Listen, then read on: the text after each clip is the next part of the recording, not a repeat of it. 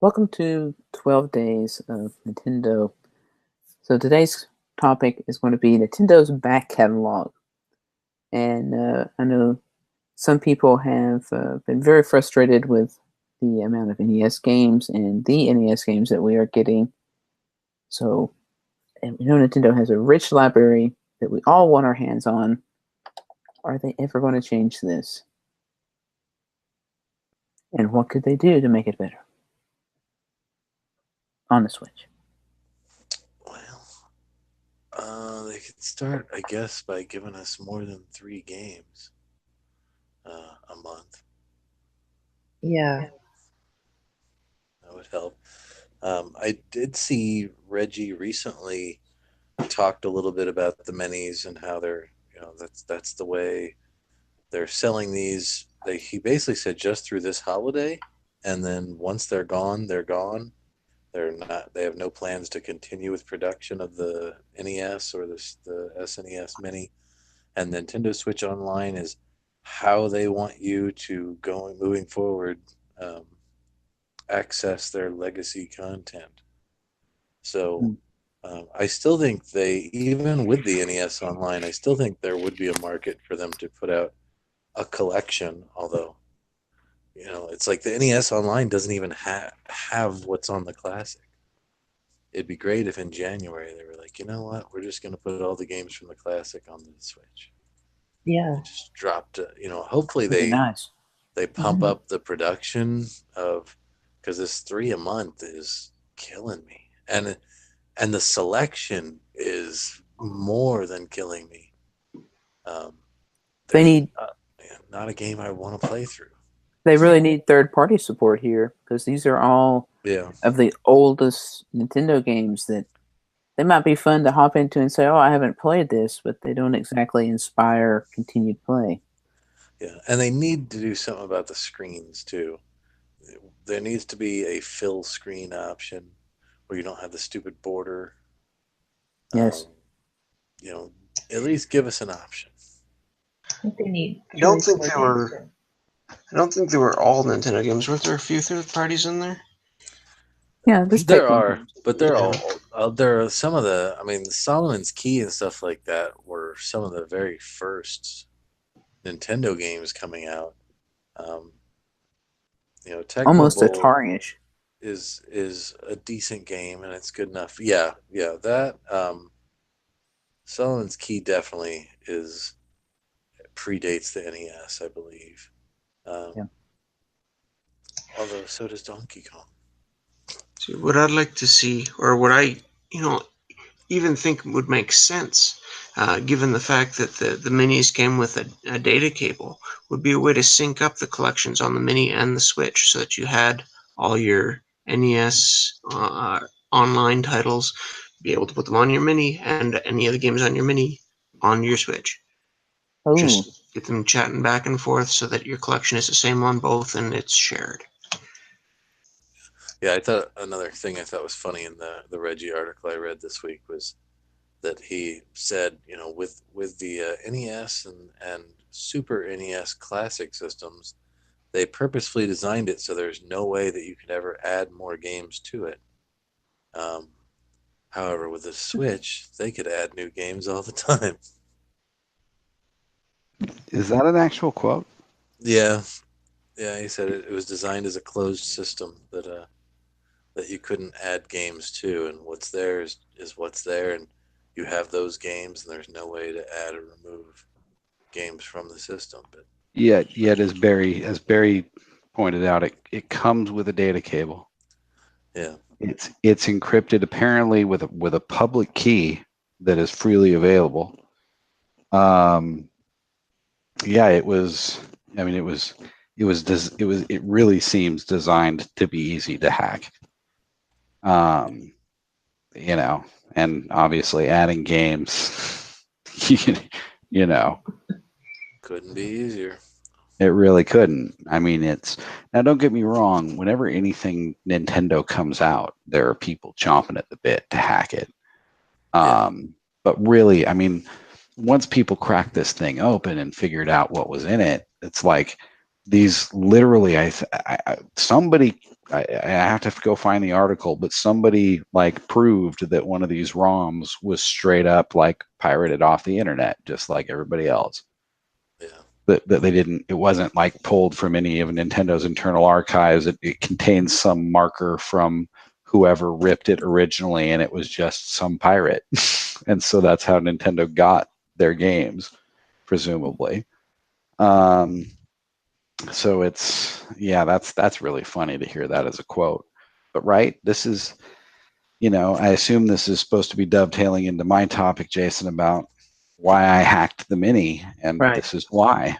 This is why I was a faithful, loyal. You should see how many fucking games I paid money for the third or fourth time on Wii U and or 3DS. Like, just I was plunking down my $5 and $8 like a good little Nintendo fanboy forever.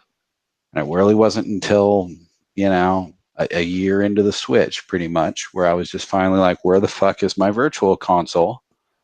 I'm sick of it. So now I have my Mini for, I have every Nintendo game from every console I could ever want, at least up through the N64. And I finally got fed up. I'm tired of it. And then the online comes out and it's like, here's your, couple dozen Nintendo games, and we'll give you 3 more if you wait 4 weeks. Piss off with that. I'm sorry. It's just right. There's only so far, and this is one of the things people have always complained about with Nintendo, but I'm done with it. I just don't care anymore. Even the online stuff they've added, yada yada. It's like, technically I could do that if I wanted. This is why they drove me to hack this thing. I had the Super Nintendo Mini for a year before I ever started hacking it. Just finally I got to the point. I was just like, nope, I'm done. Fuck Nintendo. Which is kind of why we started this podcast in the first place, huh? That's Yeah. true. Yeah, they've, like I said, it's funny that every single time they do a virtual console or something like that, it starts from square one, and it's worse than the previous generations. Oh my God, yes. And Reggie even said in this article that they have no plans this time to do Super Nintendo or N64 or anything else on the Switch. Right now, they're focused on the NES.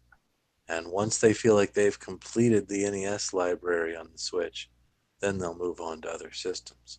So, Which we've done the math at 3 games a month. yeah, Comes out to somewhere in the ballpark of 20 years. in 2080 will be They need to give us 3 games a week. yeah, and they really should be pumping them out. I don't know why it takes so long. I'm 30 okay. games a week. I'm okay with a monthly release if it's a batch of games. Yeah. If it was Batch like of 3. all the batch of all the black box titles or a bunch of sports titles or something like that, I would be okay with that. But Well, Even if they did the best sellers of 87, 88, 89. oh yeah, there you go. Yeah. Something to give it a theme, something to make me care why this selection of games were picked. Otherwise, it's you get 3 random games. Okay, meh. The only thing I can think of right now is because they for some stupid reason do not want it to be competing with the classic right now. So they're throwing a few games in here that aren't on the classic and a few that are. So that you don't have all the games on the classic, so you'll go out and buy up the rest of the classics, I guess. But there should be a ton more stuff here. Yeah. And it should be coming, Ninja Gaiden, Wario's Woods, and Adventures of Lolo are what we're going to be getting during these 12 days of Nintendo. And that's their Ninja big Gaiden's all right. that's their big holiday games for those. Yeah. coming to the Switch or just recently bought a Switch, this is what they want you to experience. This is what they're gonna get. This is what kids are gonna get when they open their Switch on Christmas morning. Wario's Woods and Adventures of Lolo. I mean, they launched with, what, 10, 20 games, I guess? They could keep doing 20 a month. Yeah. I hope that's not what delayed the online launching. It's because they were trying to get those 20 together, which is why they're putting out 3 a month from here on out. It's again and mind-boggling. They delayed their launch of the online service for a year after it was already 6 months. Well, yeah, exactly. After it was already 6 months from the first. Well, launch. I guess a year because they initially were going to put out in fall. Could you Even imagine? if it was 10 a month, that would be a lot better than 3. But again, Yeah. what did they delay their shit for a year for?